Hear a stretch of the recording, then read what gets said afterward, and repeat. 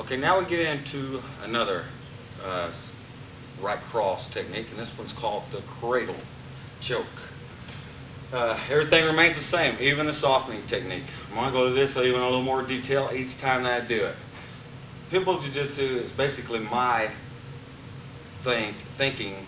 I mean, the hands are more brittle than you think unless you really take a lot of time to condition your hands. You get broken knuckles, hit people in the head, so I don't punch that much. My main hand techniques is the finger jab, things like that to in more an offensive manner mainly. It's basically if I want to attack first, I'll do a finger flick so I can go in, throw, take down, take them out of there, or punish them with headbutts, knees, and elbows. So, but that's basically it. I mean, a lot of headbutts, knees, and elbows, small kicks, very few punches. Punch on the ground some, and some standing, but mostly to the body. Hook punches to the body, things like that. All right, the next one is basically also for a right cross, called a cradle choke. Okay.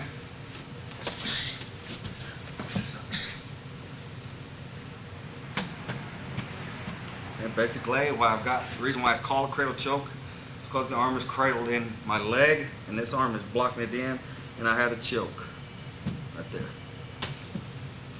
All my body weight needs to be up on the shoulders, between the shoulder blades. Okay, slowly. The knee. I step around, and right here I have an arm bar. As I'm spinning around, I have an arm bar on my body, plus this arm around the head. I can grab a shirt or whatever, if it has a shirt on, to help secure that so I don't loosen the grip. I spin around and I drop. Once I drop, I go way forward. If I want more of a choke, I just raise that head up, get my hands in there, and squeeze. See how red his face is, veins? He's already passing out just from the body weight of my arm being around him, without any pressure of pulling for the choke. One more time, slow this way.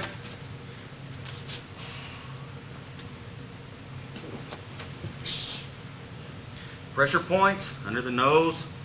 Gets the hand under there. Lean forward and squeeze.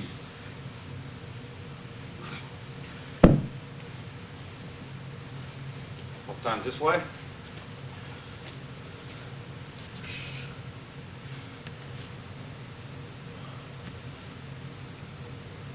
Grab something if necessary. You don't have to if you can keep a good grip.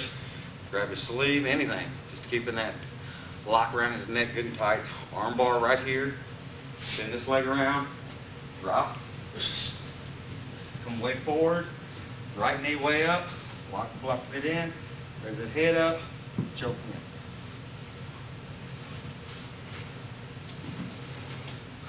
in. That angle.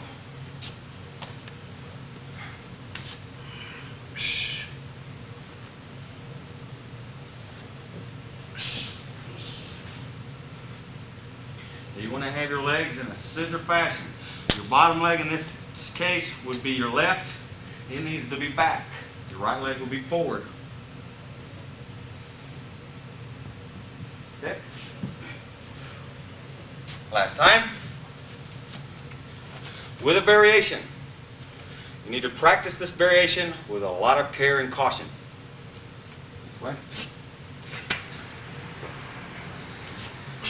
If for some chance that you come around to here and you're spinning around and you're trying to take him down and he has a lot of balance left, all you have to do is kick back on the leg.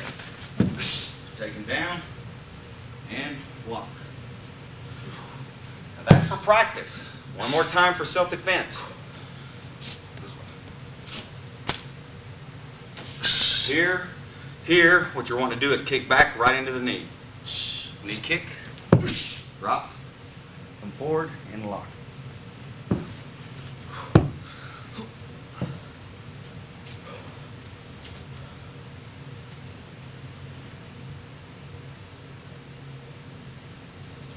All right, the next technique is basically a variation of the last one. I mean, we get in the same way, we use the same kind of techniques.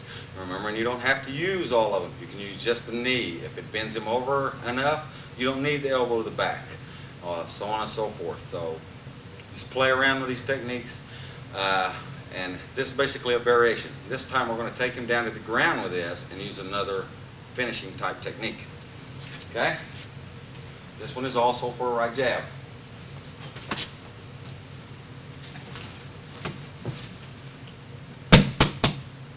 Hook it onto this arm. I can hook this way, grab. I can take this hand out and grab. Grab around the chin, grab into the eyes. You name it. This technique has a lot of variation. Okay? This is basically it. I want to sit on the lower part of the back as I do my crank. A little slower.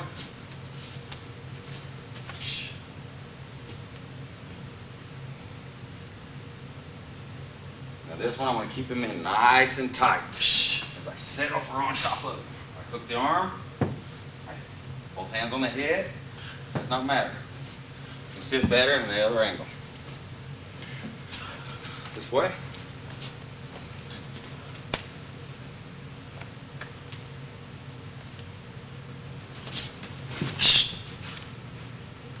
Grab this way, this way, this way, this way. All good grabs. This arm needs to be up for control. You can grab the chin, forehead, chin, nose, chin, eye. One hand on the nose and the eyes while you pull back on the arm. A lot of different ways to do it. All correct. The main thing that you want to try to remember is that you have to be sitting on his lower back.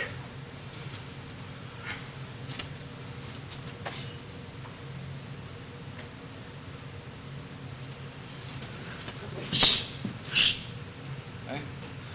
Fingers in the eyes, nose, both hands. Practice them all. All work good.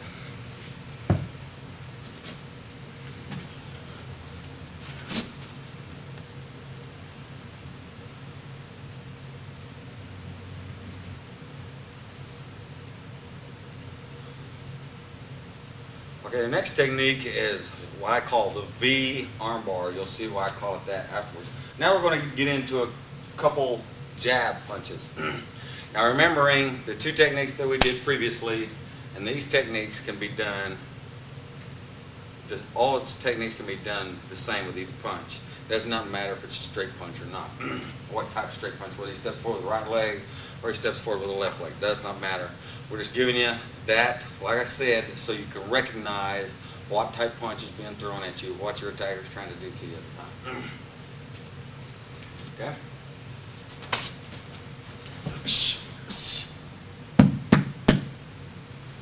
The reason why it's called a V is because we got this lock on him here. Now what we're doing slowly, I'm stepping in and I'm sticking my fingers in his eyes. Palm strike, it'll be a punch, any one of these things. Okay? I prefer the fingers just digging in the eyes there. I hook onto the arm, I spin around and drop down on the arm. Okay? I want to be nice and high. I can be up on my knees. I can be down here. Either way, I have the pain. But I have to have this arm at least as high as the shoulder as I'm doing it. And when I'm gripping, I want to grip in this fashion. It's hard to do it this way. But you want to grip down like this and up like this. That's what you're doing. Okay?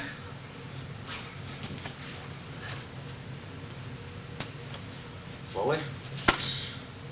Just parrying the punch to the outside, grab, hook, and turn. Lock. Okay, one more time this way. As you get this down, you can add a knee with it.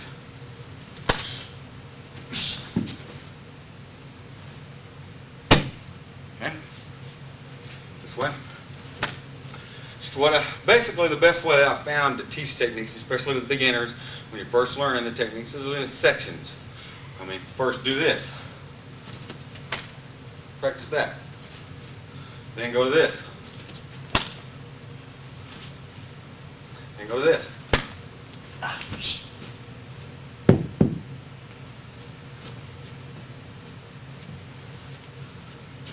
you have to make sure everything is done before you go to the next. A big mistake a lot of people make is they try to do too many things at one time. Make sure that you do your step. Make sure that your hip's planted and you're here before you pull them into that knee. And make sure you turn your hip, drop all your body weight down the arm. Don't try to muscle him down. Then the muscles come in because all you're doing is cutting on the arm. Last time.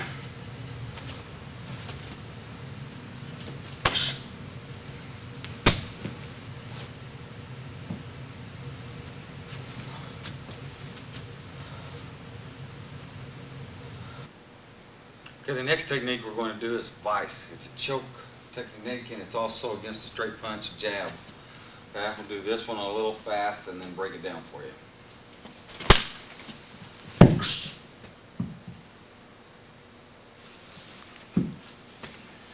Okay, and what we're doing there is still, this is another split entry technique. You're taking a step forward left with your finger jab, and you take another step forward with your right, hooking the arm to here, turn, and drop. All your body weight down on top of him from the side, keeping your head down, wrist lock, and choke. Basically, the reason why it's called vice is because we're vicing his head, his arm up against his head. One more time. Finger jab, palm strike. Hand comes through here. Take your step forward with your right foot. Turn and drop. Okay, if you want that body weight on him, that's what helps to choke. Okay, this way.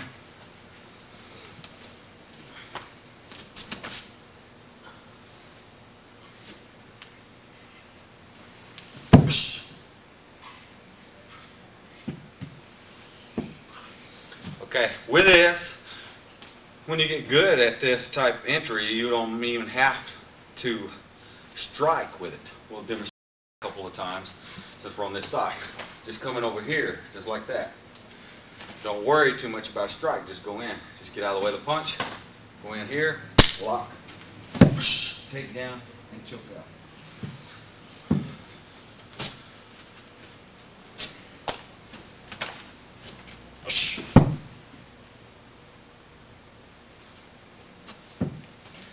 Last time. This here can be a hit as well if you wanted a ridge hand or inward forearm strike of sorts as you come in. But you want to hook it in, take a step forward, turn, and drop.